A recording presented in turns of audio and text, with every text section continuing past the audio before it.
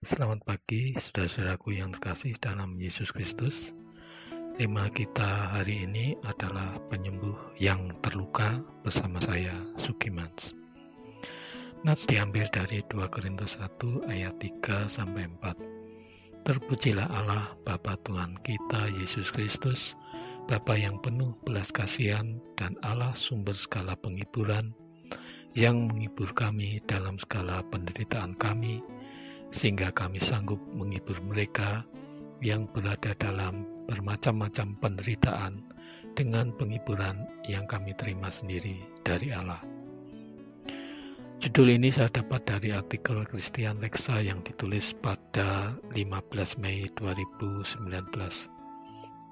Dalam tulisannya, ia menceritakan bahwa saat membahas hasil tes kejiwaannya dengan psikiaternya menyatakan bahwa ia telah dinyatakan sembuh dari depresi yang ia alami selama 3 tahun terakhir. Di satu sisi, ia merasakan senang, tapi di sisi yang lain, ia merasa bimbang dan risau. Benarkah ia sudah sembuh dan pulih dari depresinya? Karena ia masih seperti merasakan pergumulan yang sama dalam hidupnya. Dalam perenungannya untuk mendapatkan jawaban, menuntunnya pada Yesus yang bangkit. Ia baru menyadari bahwa Yesus yang bangkit dan menemui murid-muridnya adalah Yesus yang masih memiliki bekas paku di tangan dan kaki, juga bekas tombak yang menusuk lambungnya. Bekas luka itu tidak hilang dalam diri Yesus. Ia pun akhirnya sampai pada konsep penyembuh yang terluka yang sudah dipakai dan dibahas oleh psikiater Carl Jung dengan sebuah kesimpulan. Allah menggunakan luka-luka yang ada dalam diri kita supaya kita menjadi lebih peka terhadap orang-orang yang mengalami luka.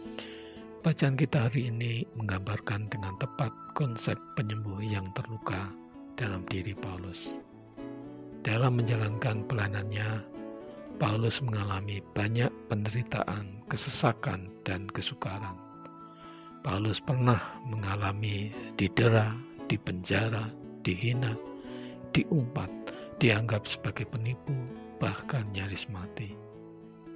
Paulus pun mengakui dengan terus terang bahwa penderitaan yang dialaminya di Asia Kecil begitu besar dan begitu berat, sehingga ia telah menjadi putus asa untuk menanggung beban tersebut dan seakan-akan sudah dijatuhi hukuman mati.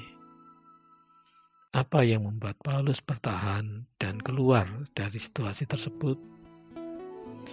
Dalam pergumulannya, Paulus mendapatkan jawaban bahwa penderitaan, kesesakan, dan kesukaran yang ia alami mengajarkan supaya Paulus jangan menaruh kepercayaan pada dirinya sendiri, tetapi hanya kepada Allah. Ketika Paulus menaruh pengharapannya kepada Allah, maka tumbuh keyakinan dalam dirinya bahwa Allah yang telah menyelamatkan Paulus pada masa yang lalu juga akan menyelamatkan Paulus lagi pada saat ini. Dan saat keyakinan ini timbul, Paulus dapat berkata, "Terpujilah Allah, Bapa Tuhan kita Yesus Kristus, Bapa yang penuh belas kasihan dan Allah sumber segala penghiburan, yang menghibur kami dalam segala penderitaan kami." Dalam penderitaan, akhirnya Paulus mendapatkan penghiburan dari Allah. Paulus pun mengakui bahwa dukungan doa dari jemaat juga sebagai salah satu faktor Paulus dapat bertahan dari penderitaan tersebut. Apakah pengalaman ini berhenti dalam diri Paulus? Tidak. Paulus menggunakan pengalaman penghiburan yang ia terima sendiri dari Allah untuk menghibur mereka yang berada dalam bermacam-macam penderitaan. Inilah penyembuh yang terluka. Saudaraku, Disadari atau tidak, kehidupan kita saat ini adalah hasil bentukan dan didikan pada masa yang lalu, termasuk diantaranya hal-hal pahit dalam kehidupan kita, kegagalan, kehilangan, kepahitan, penderitaan, kekurangan, kekecewaan, kemarahan, dan lain sebagainya. Dan mungkin sampai dengan hari ini kita masih bergumul dan berjuang mengatasi hal tersebut. Dan bila sampai hari ini saudara masih dapat tegak berdiri, apakah saudara yakin bahwa itu karena kekuatan dan kehebatan saudara? Tentu tidak. Itu karena ada Allah yang menopang kehidupan kita. Karena ada orang-orang yang masih setia mendoakan hidup kita.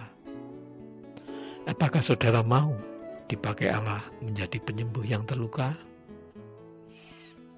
Mari kita berdoa.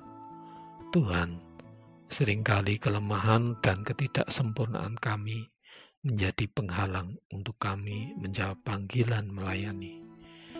Tetapi hari ini Engkau mengajarkan kami bahwa Engkau mampu menggunakan luka-luka batin yang ada dalam diri kami, supaya kami menjadi lebih peka terhadap orang-orang yang mengalami luka-luka batin.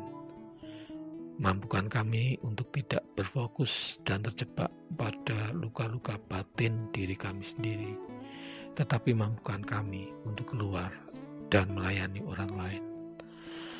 Terima kasih untuk topangan tangan-Mu yang membuat kami bisa tetap berdiri tegak sampai dengan hari ini. Kami menyadari bahwa itu bukan karena kekuatan dan kehebatan kami. Dan terima kasih untuk orang-orang yang masih setia berdoa untuk hidup kami. Kiranya kami bisa saling menguatkan dan menghiburkan. Amin.